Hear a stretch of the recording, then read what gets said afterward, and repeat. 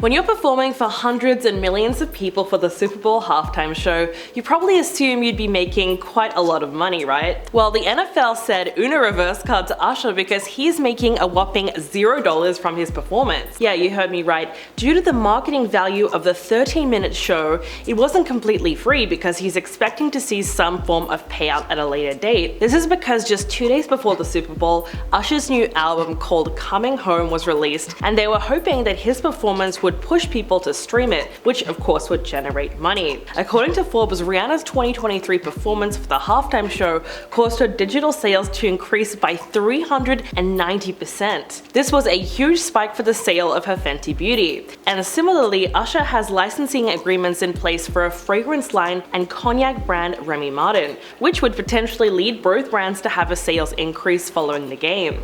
Nyama Contrain, who was a former marketing executive at Columbia and Epic Records, told Forbes there is no bigger moment of impact because of how big these performances really are. It is the perfect marketing strategy. And this actually wasn't the first time Usher hit the halftime show stage, because back in 2011, he joined the Black Eyed Peas during their halftime show, which he recently told Good Morning America. Since that day, he had it in his mind that he wanted to go back to that stage. So I guess his dreams did come true, because that is exactly what he did. But if you didn't have the time to watch, or you just wanted a recap of last night, we got you covered. So Usher had tons of people hoping he would play his well-known nostalgic songs that were hitting the charts years ago. But not all of the songs that fans were hoping for actually made the list.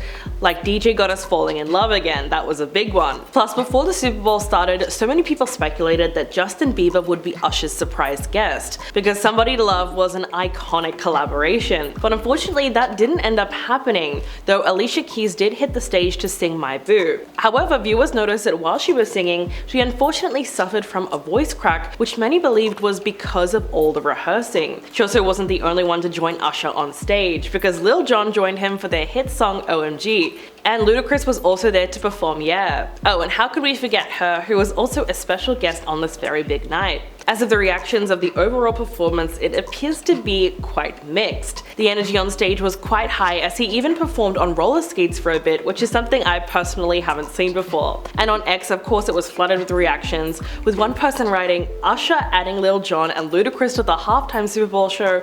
And on X, of course, it was flooded with reactions. One person writing, Usher adding Lil Jon and Ludacris to the halftime Super Bowl show. Yep, that is self-explanatory, as some thought it was a fire performance, but others thought it was extremely boring compared to the previous halftime shows, which I will admit, some are just hard to beat. Did you watch the 2024 Super Bowl halftime show? If you did, what did you think about Usher's performance? Plus, who's your favorite Super Bowl halftime performer of all time? Leave all your comments and thoughts down below, and thank you so much for watching. If you haven't already, feel free to like and subscribe.